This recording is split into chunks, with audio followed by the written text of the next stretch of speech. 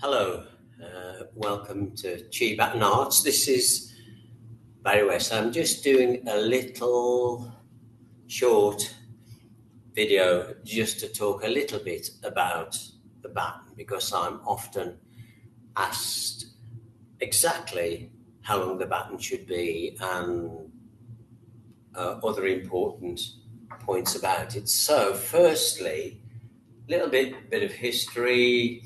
The first baton that was developed was this one. And it has a little bit of copper wire in it. This was my first ever baton. And I produced this baton just on a throwaway line that my master Chi mentioned. He showed us an exercise and said you could do this same exercise holding a baton, a 12.5-inch baton. And I wrote it down as he said it, 12.5 inches. And all the other batons developed from this. And this was just the only thing I had lying around at the time. The point about this is that it's quite thin. It doesn't have to be a certain thickness. And as you can see, the batons just differ in thickness.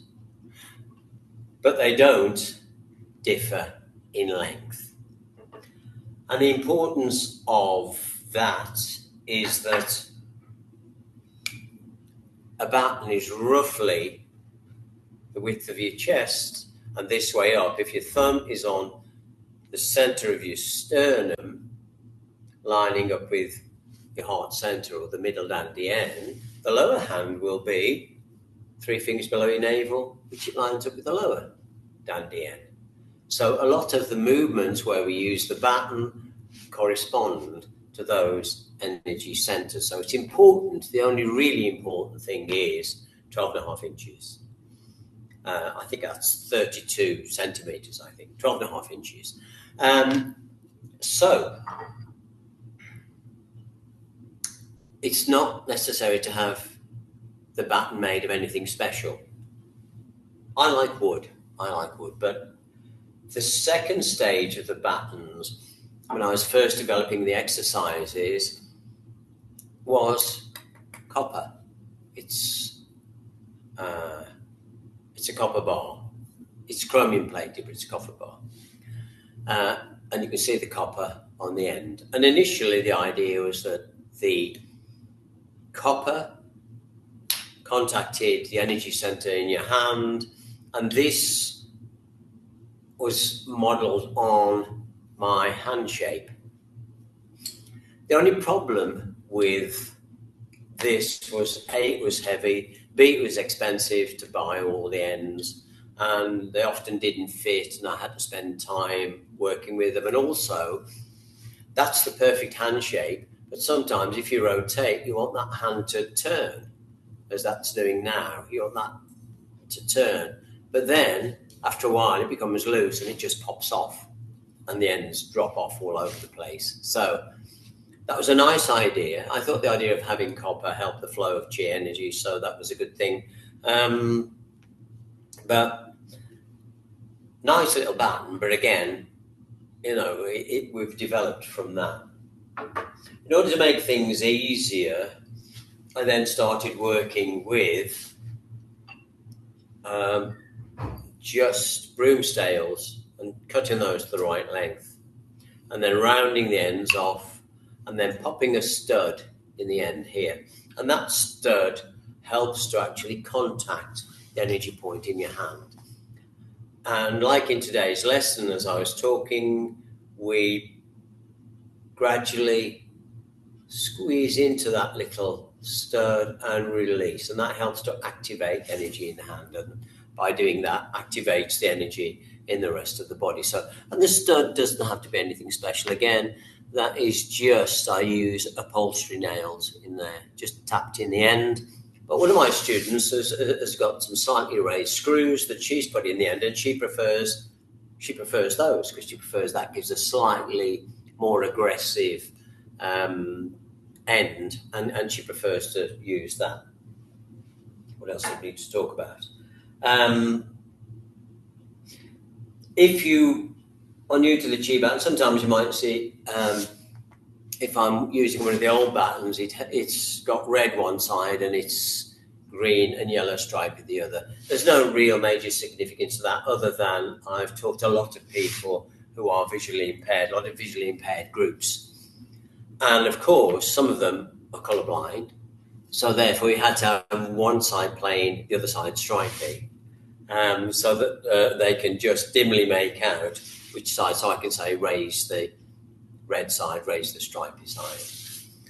I tend not to talk about right and left because, funnily enough, people have to think, oh, right, but which is the right side? And by the time they've thought that, we've moved on.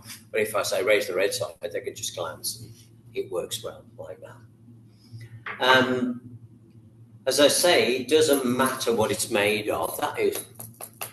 That's plastic with copper ends on it. I've also tried filling these with crystals and some of the more metallic ones with crystals, but I don't think there's any real advantage to that. It doesn't seem to make that much difference to the flow of energy. What I have done, and this is the one I tend to use at the moment, this is the one I'm using at the moment, I've just put a little bit of copper wire in that to help the flow of chi, but again, it's not really necessary. We still have the studs in the ends. If you're wondering, if you're looking at some of the videos, what the colours are and the significance of the colours, then they're related to the five energies: earth, metal, water, wood, fire. And so sometimes I work through the sequence of explaining earth, metal, water, wood, and fire, or visualizing the colors or so on. And that helps to just give another dimension to the exercises. This one is, again, it's one I was learning to do some wood turning. So I just turned one, which is a slightly bit more complicated, just more aesthetically pleasing. But again, the basic thing is, what's as good as anything is a broomstail or a piece of doweling, the right length. It's the length that's important, and the studs in the end. Okay. And that's really all there is about the baton. The main thing is how you move the baton. Not necessarily what the baton's made of or whatever. Move the baton well. Ideally, it needs to be quite light. You don't want it to be, it's not a muscular, you don't want it heavy so you're trying to work your muscles. That's not the purpose of it. You want it as light as possible, so almost it feels as if it doesn't exist. Bamboo would be ideal, but of course bamboo is hollow, so you'd have to make some special ends to it and so on, and that would be complicated. So my advice would be just cut 12.5 inches off a broom handle, round the ends with a bit of sandpaper so it's a bit more comfortable. Tap your little studs or little screws in the end there, and that's it. Job done. I do recommend, even though people go into my classes, I bring a whole load of batons so that people could use those if they wanted, but most people prefer to have their own baton, and this is important. My wife has her own baton, I have my own baton. Well, I have a number of batons. Because it seems to, and whether you believe this or not, doesn't matter, it's all conjecture. But I personally do believe that with use, it almost seems to take on your energy, the baton, and you start to get a real connection with that baton. If anybody picks up your baton by accident and starts to use this, and they go, oh, using my baton. So it does develop, it seems to develop a personality, and it seems to be imbibed with your energy. So, as I say, that's just conjecture. To me, I believe that to be correct, but it doesn't matter if you don't. You can just use anything. The main thing is the movements. Hope that's cleared that up. If anybody has any questions, any other questions about that, of course, you can find my email on my website, www.chibaton.co.uk, and you can just text me a message, and then, of course, I'll answer any queries. Hope that's cleared things up, and see you soon.